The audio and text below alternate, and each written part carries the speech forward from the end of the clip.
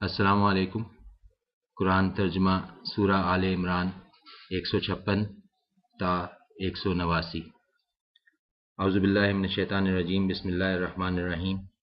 اے لوگو جو ایمان لائے ہو، نہ ہو جانا ان کی طرح جو کافر ہیں اور کہتے ہیں اپنے بھائی بندوں کے بارے میں جب وہ سفر کرتے ہیں کسی زمین میں یا نکلتے ہیں جنگ کے لیے کہ اگر ہوتے وہ ہمارے پاس تو نہ مرتے اور نہ قتل کیے جاتے،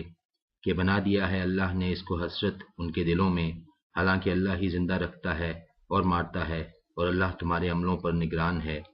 اور اگر قتل کیے جاؤ تم اللہ کی راہ میں یا مر جاؤ تو بخشش جو اللہ کی طرف سے ہوگی اور اس کی رحمت کہیں بہتر ہے ہر اس چیز سے جو لوگ جمع کرتے ہیں۔ اور خواہ مرو تم یا قتل کیے جاؤ، بہرحال اللہ ہی کے حضور پیش کیے جاؤ گے تم۔ سو یہ کتنی بڑی رحمت ہے اللہ کی کہ ہو تم نرم مزاج ان کے لیے، اور اگر کہیں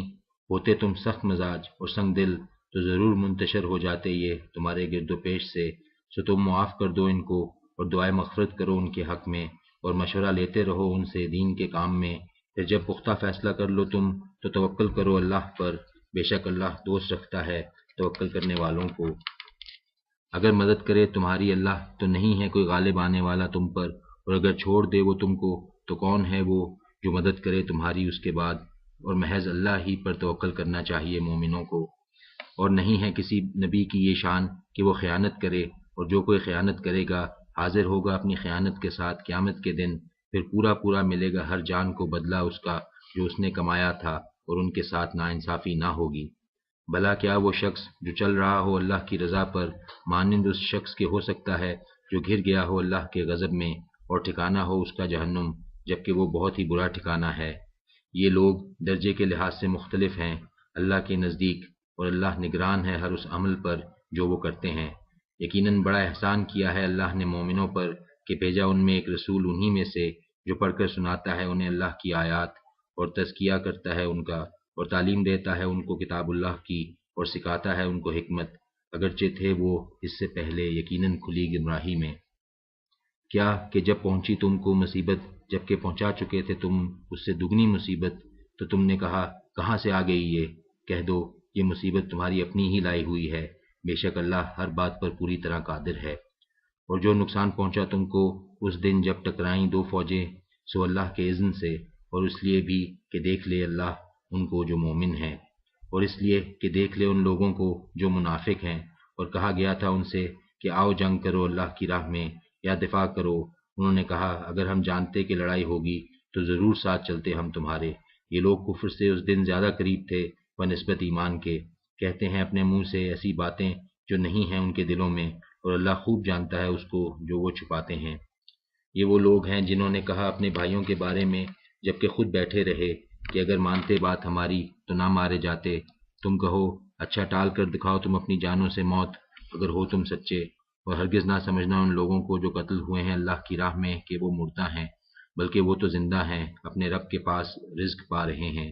شاداں و فرحاں ہیں اس پر جو عطا فرمایا ہے ان کو اللہ نے اپنے فضل سے، اور مطمئن ہیں ان لوگوں کے بارے میں جو ابھی نہیں پہنچے ان کے پاس ان کے پچھلوں میں سے، اس بنا پر کہ نہ کوئی خوف ہے ان کے لیے اور نہ وہ غمگین ہوتے ہیں۔ مطمئن ہیں اللہ کے انعام پر اور اس کے فضل پر، اور کہ اللہ نہیں ضائع کرتا اجر مومنوں کا۔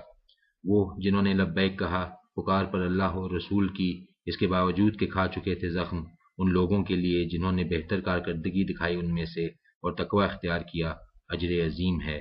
یہ وہ ہیں کہ کہا تھا ان سے لوگوں نے کہ بہت لوگ جمع ہو رہے ہیں تمہارے مقابلے کے لیے، لہذا ڈرو ان سے، سو زیادہ کر دیا اس بات نے ان کا ایمان، اور انہوں نے کہا کافی ہے ہمارے لیے اللہ، اور وہی بہترین کارساز ہے۔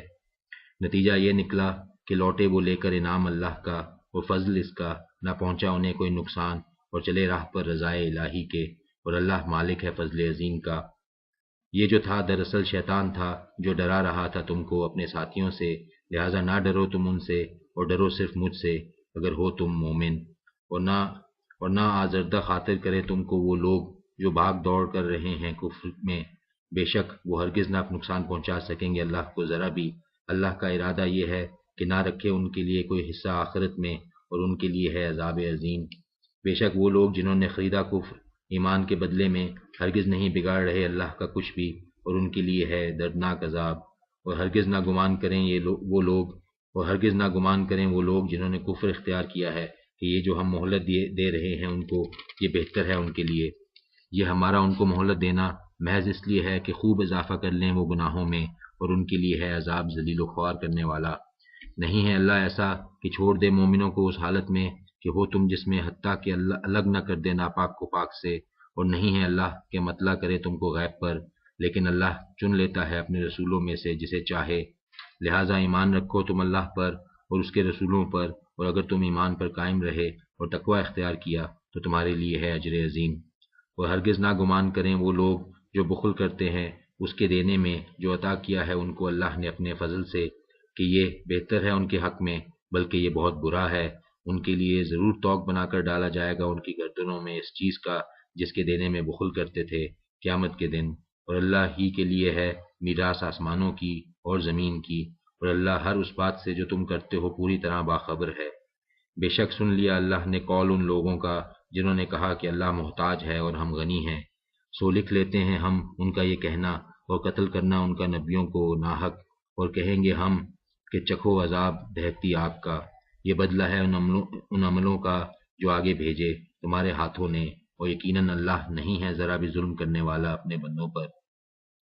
وہ لوگ جنہوں نے کہا کہ بے شک اللہ نے حکم دیا ہے ہم کو کہ نہ ایمان لائے ہم کسی رسول پر جب تک کہ نہ پیش کرے وہ ہمارے سامنے ایسی قربانی کہ کھا جائے اس کو آگ، کہہ دو کہ آ چکے ہیں تمہارے پاس کتنے ہی رسول مجھ سے پہلے روشن نشانیاں لے کر، اور وہ نشانی بھی جو تم نے کہی ہے، تو پھر کیوں قتل کیا تم نے ان کو اگر ہو تم سچے؟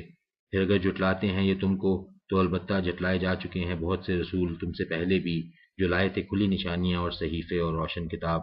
ہر جان کو چکھنا ہے مزہ موت کا، اور بس دیے جائیں گے تم کو پورے اجر تمہارے روز قیامت۔ بس جو بچا لیا گیا آگ سے